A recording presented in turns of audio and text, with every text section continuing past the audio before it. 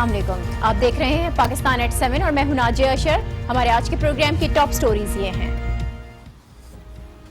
Panama leaks پر پھر قطری امداد آ پہنچی، سپریم کورٹ میں حماد بن جاسم الثانی کا خط جمع، میاں شریف سے تمام تر ڈیلنگ کیش میں ہونے کا انکشاف، کیا منی ٹریل کا قصہ تمام ہو گیا؟ اور غیر متنازع شخصیت متنازع کیوں بن رہی ہے؟ جنرل راحیل شریف کو 90 ایکڑ اراضی کا معاملہ کیا ہے، یہ بھی جانیں گے آج کے پروگرام میں۔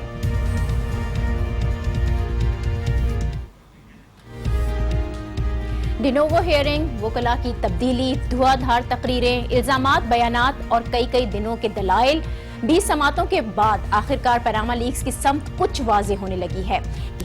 کیس کسی ایک رخ پر جاتا دکھائی دے رہا ہے، الزامات کے جوابات بھی آنا شروع ہو گئے ہیں۔ شاہد حامد نے مریم نواز سے متعلق تقریباً اپنا کیس پیش کر دیا ہے اور انہیں عدالت نے کل تک اپنے دلائل مکمل کرنے کی ہدایت کی ہے۔ کیس میں اب تک ہونے والی پیش رفت پر نظر ڈالیں تو شاہد حامد کے دلائل سب سے اہم ہیں۔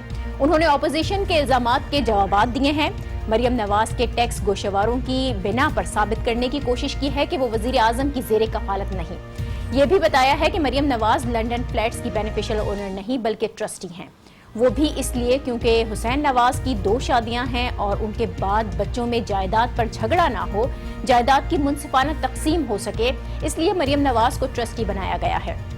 اس کے علاوہ کیپٹن صفدر بھی ٹیکس دیتے ہیں، ان کا NTN موجود ہے، وہ 1986 تک فوج میں تھے، پھر سول سروسز سے وابستہ رہے، اس دوران ان کا ٹیکس تنخواہ سے کٹ جاتا تھا اور ان کی 2008 میں وطن واپسی اور رکن اسمبلی بننے کے بعد سے متعلق جو بھی گوشوارے ہیں وہ بھی عدالت میں پیش کیے گئے ہیں۔ شاہد حامد کے یہ تمام تر دلائل بہت اہم ہیں، حالانکہ جائیداد کی خریداری اور رقوم کی منتقلی کی تاریخوں میں تضاد پر عدالت نے سوالات اٹھائے ہیں، لیکن پھر بھی امید ہے کہ شاہد حامد کل تک اپنے دلائل کو مکمل کر لیں گے۔ اور پھر حسین نواز کے وکیل سلمان اکرم راجہ کی باری آئے گی، جنہوں نے آج قطری شہزادے کا ایک اور خط جمع کرایا ہے، جس میں منی ٹریل کی وضاحت کی کوشش کی گئی ہے اور پچھلے خط میں اٹھنے والے جو تحفظات تھے، جو سوالات تھے، ان کے جوابات دیے گئے ہیں۔ یہ خط 22 دسمبر کو لکھا گیا، جس پر حماد بن جاسم الثانی کے دستخط موجود ہیں۔ اس خط کا متن دیکھیں تو اس میں لکھا گیا ہے کہ 1980 میں میاں شریف نے 12 ملین درہم ریئل اسٹیٹ بزنس میں خرچ کیے، یہ انویسٹمنٹ کیش میں ہوئی، جو اس دور میں عام بات تھی۔ 2005 کے آخر میں کاروبار کی مد میں میاں شریف کے $80 لاکھ واجب الادا تھے، جو ان کی خواہش پر 2006 میں نیسکول اور نیلسن کمپنیوں کے شیئرز کی صورت میں حسین نواز کے حوالے کر دیے گئے۔ اس خط کے آخر میں اسے کانفیڈینشیل رکھنے پر بھی زور دیا گیا ہے۔ بظاہر اس خط کا مقصد پچھلے خط کی جو خامیاں تھیں ان کو دور کرنا ہے، لیکن اس خط میں سب سے اہم بات اس بات کا انکشاف ہے کہ قطری شاہی خاندان سے جو تمام تر ڈیلنگ ہوئی تھی وہ کیش میں کی گئی تھی، یعنی منی ٹریل کا کوئی ریکارڈ ہی موجود نہیں۔ اب یہ نقطہ کتنا اہم ہے اور یہی نقطہ کیس پر کس قدر اثر ڈال سکتا ہے۔ آج کا یہ پروگرام پہلا سیگمنٹ انہی قانونی پیچیدگیوں پر ہم بات کریں گے، لیکن پہلے ایک بریک، دیکھتے رہیے Pakistan at 7۔ Welcome back. Panama case میں شریف خاندان کے لیے ایک بار پھر قطری امداد آ گئی ہے۔ شہزادہ جاسم کا خط جو کہ عدالت میں جمع کرایا گیا ہے، جس میں تمام تر ڈیلنگ کیش میں ہونے کا انکشاف ہے۔ اب اس خط کی قانونی حیثیت کیا ہے، اس پر ہم بات کریں گے۔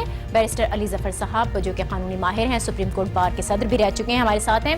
بہت شکریہ بیرسٹر صاحب آپ کا۔ یہ جو اب نیا قطری خط آیا ہے، اس میں سب سے اہم نقطہ جو نظر آتا ہے وہ ڈیلنگ کا ہے۔ یہ کہا جا رہا ہے کہ جو تمام تر ڈیلنگ ہوئی تھی وہ کیش میں ہوئی تھی۔ اگر واقعی ایسا ہے تو منی ٹریل کا تو کوئی بھی ریکارڈ موجود نہیں ہوگا، منی ٹریل کس طرح سے ثابت ہو سکے گی؟ دیکھیں جی، یہ جو خط آیا نا دوسرا، بہت افسوسناک ہے۔ اس لیے افسوسناک ہے کیونکہ پرائم منسٹر صاحب کی طرف سے اب ہمیں جو پوری قوم کو جو میسج مل رہا ہے وہ یہ ہے کہ آپ کیش ٹرانزیکشنز کر سکتے ہیں، اور کیش ٹرانزیکشنز کرنے کے بعد آپ یہ کہہ سکتے ہیں کہ جناب مجھے تو کوئی علم نہیں ہے، میری ٹرانزیکشنز ہوئی تھیں، لیکن چونکہ ساری کیش میں تھی تو میں یہ بتا نہیں سکتا کہ اس کی سورس کیا ہے، یہ کہاں سے پیسہ آیا، یہ کدھر گیا۔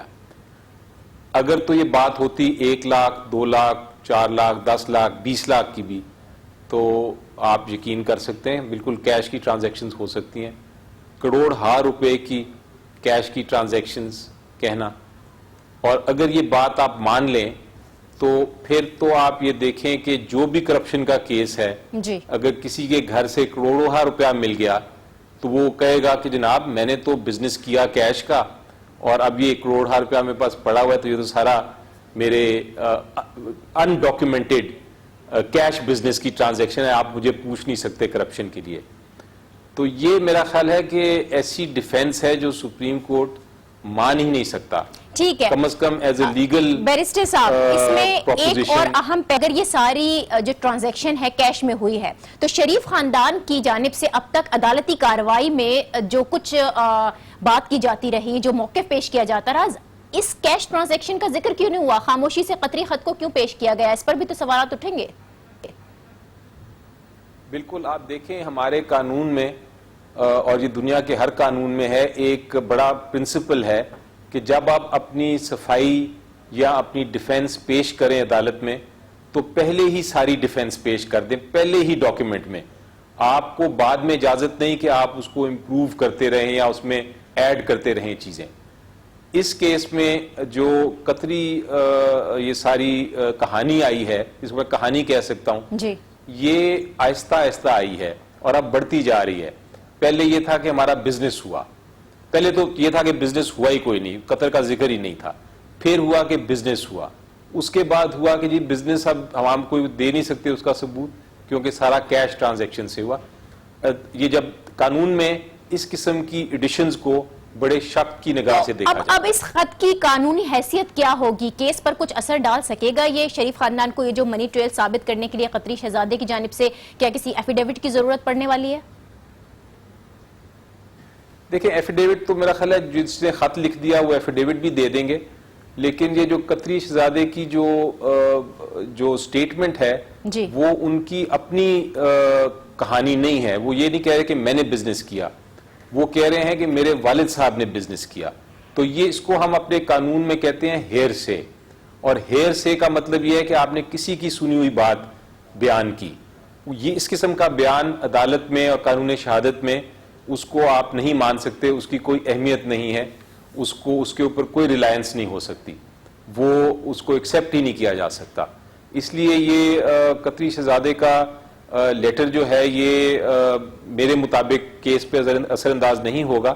لیکن ایک بات جی کیونکہ جو ڈیفینس آئی ہے, جو صفائی آئی ہے, وہ بیسکلی یہ ہے کہ جی ہمارے پاس کچھ نہیں ہے. تو اس لیے میں جو شروع سے کہہ رہا ہوں کہ سپریم کورٹ آف پاکستان کو ایک انویسٹیگیٹو کمیشن کی مدد لینی پڑے گی اس سارے معاملے کو, اس کی تفتیش کرنے کے لیے, اس کو حل کرنے کے لیے, اور یہ پتہ کرنے کے لیے کہ پیسے واقع ہی. بہت شکریہ, بہت شکریہ بیرسٹر علی ظفر صاحب ہمارے ساتھ تھے, ماہر قانون. اور قطری شہزادے کا جو ایک اور خط آیا ہے وہ اس کیس پر کسی بھی طریقے سے اثر انداز نہیں ہوگا. اپنی قانونی رائے ہمیں دے رہے تھے. ہم ایک بریک لیتے ہیں اور اس بریک کے بعد بات کریں گے جنرل راحیل شریف کی غیر متنازع شخصیت کی جو کہ متنازع ہو رہی ہے. ہمارے ساتھ رہیے.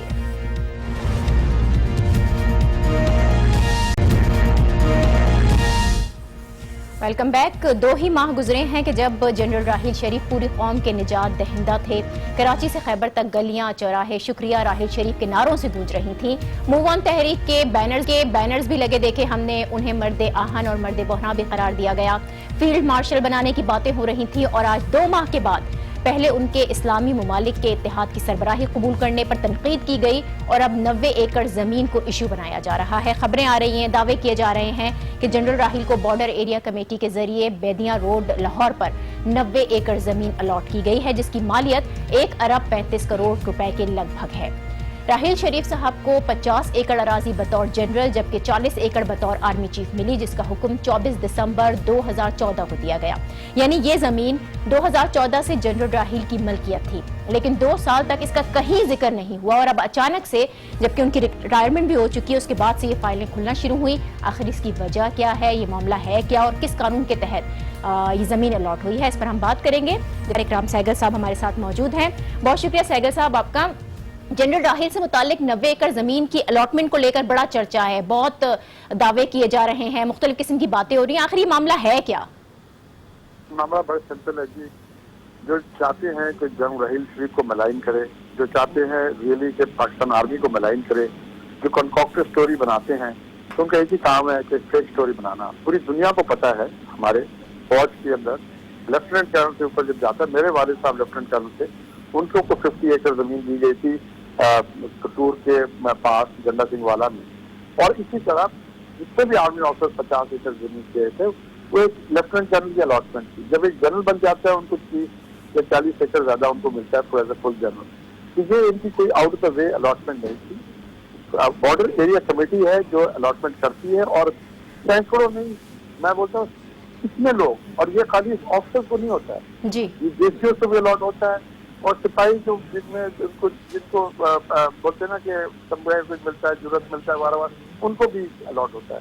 ये भी देखें, अगर किसी को बदनाम करना है ना, किसी को मलाइन करना है, तो वो पाकिस्तान आर्मी को मलाइन करने के लिए बड़े लोग आते हैं। तो वो कौन से अनासर हैं सहगल साहब जो राहील शरीफ की जो मकबूलियत है उससे बिल्कुल भी खुश नहीं है, उनको मुतनाज़ शख्सियत बनाना चाहते हैं? जिस तरह से आप कह रहे हैं कि कानूनी तौर पर अगर ये अलॉटमेंट बिल्कुल दुरुस्त है, तो फिर इस तरह के सवालात क्यों उठ रहे हैं? कौन से अनासर हैं जो उनके खिलाफ हैं? देखिए, तो सबसे बड़ी जो रहील शरीफ साहब की गलती थी ना, वो ये थी कि जब ये कंकॉर्डेड स्टोरी निकली थी, तो ये परवेज रशीद को बॉल गाय बना के इन्होंने धकेल दिया बस के नीचे और चले गए। पीछे तो कोई और था। पूरी दुनिया जानती है कहाँ से ट्विटर खोलते हैं, कोई फेक स्टोरीज को कॉट करता है। प्रोपेगेंडा जो है, मुसीबत ये है कि ये प्रोपेगेंडा इंडियन प्रोपेगेंडा है, ये प्रोपेगेंडा इंडियन प्रोपेगेंडा है, किसी आर्मी चीफ को बदनाम करो, आर्मी को बदनाम करो। और मैं आपको ये बात बताता हूँ कि बिल्कुल ये गलत बात है, और ऐसी चीजें जो है ये 100% मैं इनफैक्ट मैं जोर देता हूँ प्रेजेंट यूएस के ऊपर कि आप जनाब जरूर इसको तफ्तीश करें। ठीक है सहगल साहब, आपका इस सिलसिले में जनरल राहील शरीफ से किसी किस्म का कोई राब्ता हुआ है? उनका अपना क्या मौक़िफ़ है इस बारे में? देखिए जी, मेरी उनकी इस बारे में कोई राब्ता नहीं हुआ है, और मुझे राब्ता करने की जरूरत नहीं है। ये ओपन एंड शट चीज है। जितने भी ऑफिसर्स हैं जब रिटायर होते हैं उनको जमीन मिलती है, किसी को दूर मिलती है, किसी को नजदीक मिलती है, बॉर्डर। और क्या ऐसा भी होता है कि किसी को कम मिलती है, किसी को ज्यादा मिलती है? नहीं, एक रूल है, एक होता है, स्लैब होता है। लेफ्टिनेंट जनरल को कुछ 2 मरबे मिलते हैं, जेसीओ को भी 2 मरबे मिले हैं, और लोगों को उससे ज्यादा भी मिल सकते हैं। जी देखिए, वो according to the rank, according to the seniority, according to उसकी सर्विस के मुताबिक मिलता है। एंड ऑल्सो जो डेकोरेटेड फोर्सेज होते हैं उनको भी मिलते हैं। तो ये कोई ऐसी बात नहीं है। आप बात की तो बतंगड़ बना सकते हैं ना, तो ये बना दिया किसी ने। अब चेक करें किसने शुरू किया, कहाँ से शुरू किया। एक ही जगह है जी जहाँ से आ रहा है, वो एक्चुअली वो लोग हैं ना जी, वो इमेच्योर लोग हैं। वो समझते हैं कि प्राइम मिनिस्टर को बड़ा ऊपर कर रहे हैं।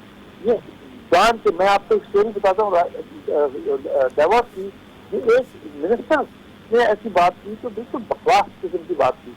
ऐसे लोगों को नहीं छोड़ना चाहिए गवर्नमेंट है। ये करते ये लेकिन सहगल साहब, ये सारी तो वो बातें थी, ये सारी वो अफवाहें थी जो जिस वक्त जनरल राहील शरीफ मौजूद थे अपने ओहदे पर, उस वक्त भी की जा रही थी। लेकिन उस वक्त शायद उन लोगों की इतनी हिम्मत नहीं थी। अब रिटायरमेंट के सिर्फ 2 माह के बाद इतने ज्यादा तनाज़ात हैं जो कि सामने आ रहे हैं। अब इस वक्त तनाज़ात के सामने आने से क्या फायदा होगा? तो फिर जी जिम्मेवारी फिर पड़ जाती है ना कमर जावेद बाजवा के ऊपर कि वो देखें कि अपनी फौज के अपने सीनियर थे, उनके पर ये तनकीद आ रही है। तो अगर ये तनकीद सही नहीं है तो इस तनकीद के ऊपर जिस लोगों को पनिश करना चाहिए उनको पनिश करना चाहिए। मैं समझता हूँ कि उनकी रिस्पॉन्सिबिलिटी है। तो ये बात बड़ी सिंपल है कि आप ऐसे किसी चीज को छोड़ने नहीं चाहिए, क्योंकि ये होता रहेगा। आपके साथ सैरल अलमीरा क्लोन आते रहेंगे, क्योंकि आपने जो जब पकड़ा था लोग को, और आप माने आपने पता था कहाँ से एमिनेट किया। पहला वाला स्टोरी निकला था कंकॉर्डेड स्टोरी मोदी साहब की तरफ से, जो यहाँ पर रेप्लिकेट किया गया। तो उस वक्त आपको ये करना चाहिए था, उस वक्त नेशनल। सहगल साहब, एक और मामला है जो बहुत ज्यादा उठाया जा रहा है, और शायद इस अलॉटमेंट के बाद मजीद उस पर बात हो, मजीद उस पर खबरें भी सामने आए। वो है गुजरांवाला में फ़िज़ाइया स्कीम से मुताल्लिक। कहा जा रहा है कि उन्होंने बहुत सारी ऐसी जमीनें हैं जो उस फ़िज़ाइया स्कीम के लिए अलॉट की। देखिए, बात यह है कि आर्मी की फौज की जितनी भी है, फौजी फाउंडेशन है, आर्मी वेलफेयर ट्रस्ट है, बैरिया फाउंडेशन है, उसके बाद फ़िज़ाइया फाउंडेशन, इन लोगों ने जगह जगह जमीन ली है फॉर देयर ओन वेलफेयर। जो वो बनाते हैं, घर बना के अपने लोगों को देते हैं, अपने रिटायर्ड ऑफिसर्स को देते हैं वगैरह वगैरह। इसमें कौन सी नई बात है? ये तो स्कीम अभी से नहीं, ये तो 25 साल से चली आ रही है, ऐसी नई बात नहीं है कोई। ठीक है, ہاں زمین جو ہوتی ہے کون سی زمین ہوتی ہے کیونکہ اکوائر تو نہیں کیا جاتا ہے، وہ زمین وہ ہوتی ہے جو لینڈ ایسی ہوتی ہے جو انڈر ہوتے نا کہ آپ کی اسٹیٹ کی ایسٹ ہوتی ہے کچھ ہوتی ہے تو وہ پھر ہوتی ہے کوئی آلریڈی ڈیفینس منسٹری کے پاس ہوتی ہے کوئی نہیں ہوتی ہے، تو ایسی کوئی بات نہیں ہے، مگر اگر آپ نے بنانا ہے اسٹوری تو آپ بناتے رہیں گے، پھر تو آپ کسی چیز کو بناتے رہیں گے اسٹوری، یہ غلط بات ہے نا، یہ بات اور یہ بات میں بولتا ہوں ابھی بھی اس گورنمنٹ کو یہ چاہیے کہ اپنے لوگ جو یہ اسٹوری بنا رہے ہیں ان کو اپنے گورنمنٹ سے نکال دینا چاہیے۔ ٹھیک ہے جی، بہت شکریہ اکرام سہگل صاحب ہمارے ساتھ موجود تھے۔ جنرل راحیل آنے والی یہ خبریں واقعی ایشو ہیں یا ان کو ایشو بنایا جا رہا ہے، یہ تمام تر معاملہ کلیئر ہونا چاہیے۔ آج کا یہ پروگرام، اس سے مجھے دیجیے اجازت، کل آپ سے پھر ملاقات ہوگی، اللہ حافظ۔